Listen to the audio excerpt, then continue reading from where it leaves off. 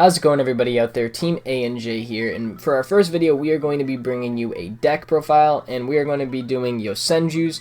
Now, in the current format, Yosenjus are definitely not the most viable deck, but it can definitely do things at locals or just in friendly duels. I don't see them doing anything at regionals or anything like that, but they can definitely place well, like place probably first at locals or anything, so definitely worth making if you're a locals player and not a huge player, but if you're thinking about taking this to regionals, I would highly advise against that.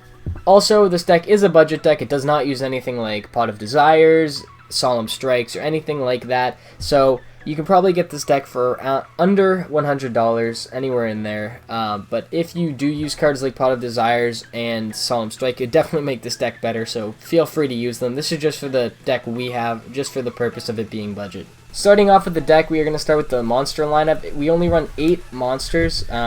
We run a triple Yosenju Kama 3. Kama 3 is the best Yosenju card out there. It basically is your searcher. It searches out everything when another Yosenju card deals damage to your opponent, so definitely really good to have.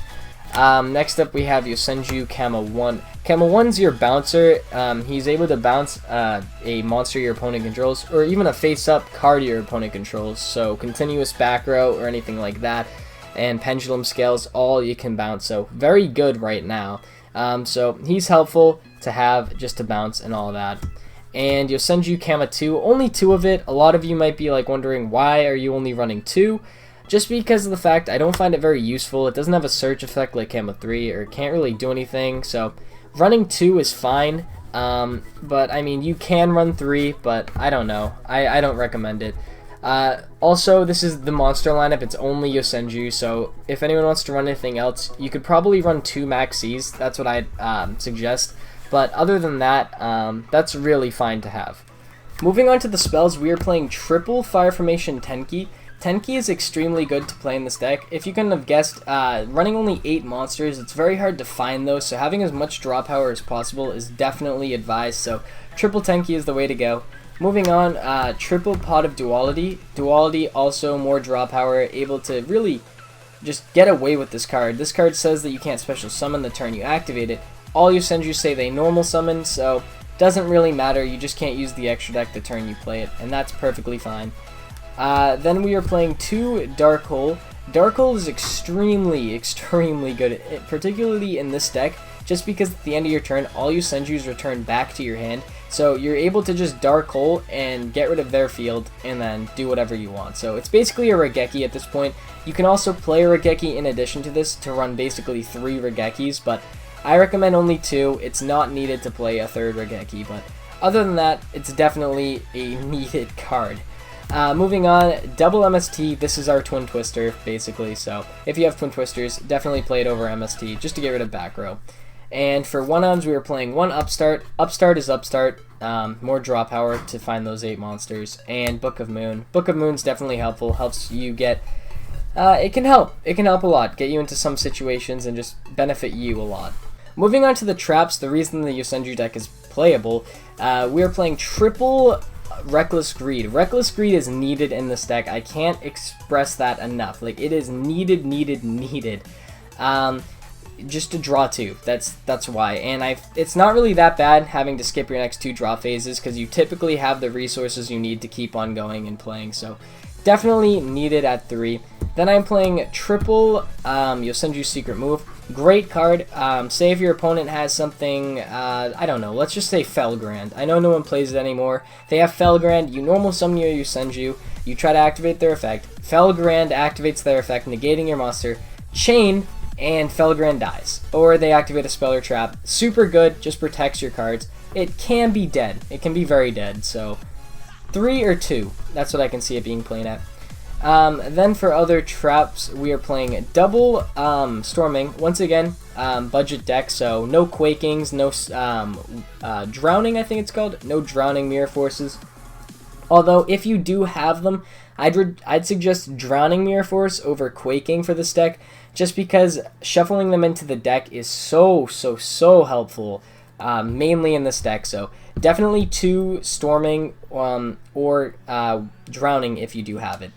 Moving on, the probably the best trap in the deck, especially in this format. It's Gozen Match.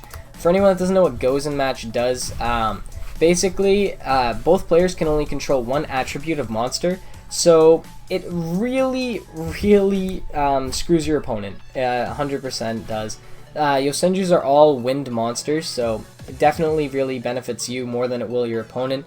But then again, I'm not playing it at 3 just because of the fact that there are decks like Blue Eyes, which is meta, and what am I trying to say here? Dark Magicians. So those are becoming a thing, and that's kind of where this card becomes irrelevant. So I'm only playing at 2, but I am siding in the 3rd just in case it really does screw over my opponent.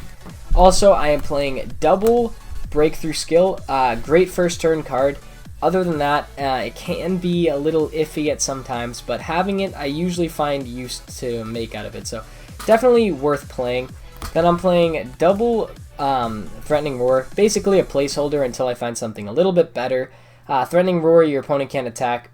I mean, it buys you a turn. That's all it does. It's just kind of a turn buyer. And then for one-ofs, I'm playing Mirror Force, placeholder. Probably just replace this with another Drowning or Storming or something like that, something of that sort. Vanities, you don't special summon, and this will screw up your opponent so much. So Vanities, yes, like, do it, and it will literally just lock your opponent. Have one back row, just Vanities, and then just keep on normal summoning your Yosenjus, and they don't have an out to it. So definitely good. Bottomless. Bottomless is Bottomless. No need to explain. Solemn. Solemn's, once again, no need to explain. Compulse. You know, these three are just generic traps. Not really Compulse. This one doesn't really see play anymore, but it's good to have. More bounce. I mean, there's so many cards that just bounce in this deck, so may as well have it. And then, lastly, Torrential. Torrential's actually becoming a super good card in this format, just because of all the special summoning and summoning in general that happens. Torrentialing a board after your opponent just summoned 5 monsters, or 4, 3, whatever it is, they kind of want to, like, kill themselves, honestly. So, Torrential, great card. Really good card. Moving on to the extra deck. The extra deck is not finished. It's only 8 cards, but you really don't use it that much. Like, if you are playing Yosenjus and you're like a super budget player, you really only need double Cowboy and Castel, and that's literally it. So for extra deck, I'm running 2 Cowboys. Cowboys, you can make it. Usually late game, Yosenjus are able to make 4 Yosenjus in one turn, attack, and then make double Cowboy just to finish off the game by burning 16. So really good to run double Cowboy. Then for one-ofs, pretty generic stuff. You have the Dweller, you have the Rebellion Dragon, and 101. It's, you know, you never really go into these. You might go into 101 a little bit, maybe a Dweller even, but I never really find myself needing to. But the card I go into the most out of the extra deck, besides Cowboy, is Castel. The reason I say Castel is because it is unaffected by, where is it? Gozen Match, because Gozen Match, if you didn't notice, wind attribute, and these are also wind attributes, so you are perfectly fine playing this, and you know, you can play with Gozen on the board, and it's very helpful. Like, that's basically it. So these two you go into a lot, same with these. And these are also placeholders. Maestroke, I never go into it. I mean, you can play it. It can see some play, but other than that, I never really go into it. And then lastly, Utopia. I'm working on getting Utopia the Prime and Utopia the Lightning, just because that's when I'm actually going to start using this more, because those cards make Utopia playable. So if you have those, definitely play them. Moving into the side deck, it's not complete. I'm missing just a few cards, but I'll explain what they are. So I'm playing triple Mask of Restrict. This card's not seeing that much play anymore. The only time I really side it is against Metaful's Magispector. Can never say that name right. And Monarchs. I'm not seeing Monarchs that much anymore, but it really does help against Monarchs and Magispector Metal Foes. Jeez, that name is gonna kill me. So yeah, I'd play it. I mean, if you don't have it, probably just try to get 2. It's a good card just to have all together. And yeah, moving on. Imperial Iron Wall. It's basic, you know, just it's Iron Wall. That's all it is.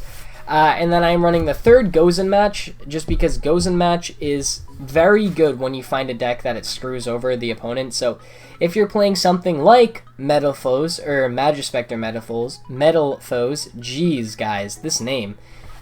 This card kills them, actually kills them, because if you ever match up against them, they are using all different attributes, so this card really kills them. So I side it in when I'm playing against them, so definitely great to have the third of. And here are the cards that I'm missing. Run 2 of these. Run 2 Shadow-Imprisoning Mirror. Just basically screw over Dark Magicians. Dark Magicians are kind of a problem now. So being able to have the Shadows are great. And then use the 2 of the other one, which I just traded away like an idiot. 2 Light-Imprisoning Mirrors, because that screws over Blue Eyes. And those are the 2 pretty good decks at the moment, other than Metal Foes. So definitely get those. Alright guys, that's going to have to wrap up the deck profile. Thank you so much for checking out the channel and the video itself. If you enjoyed and it helped you out in any way, be sure to drop a thumbs up. And if you really enjoy our channel, be sure to subscribe, because we are going to have a lot of content coming out. Me and my friend started up this channel, and we have a lot of planned for it. So be sure to subscribe for all the stuff that's coming up. Other than that, hopefully you guys have a nice rest of your day. Bye guys.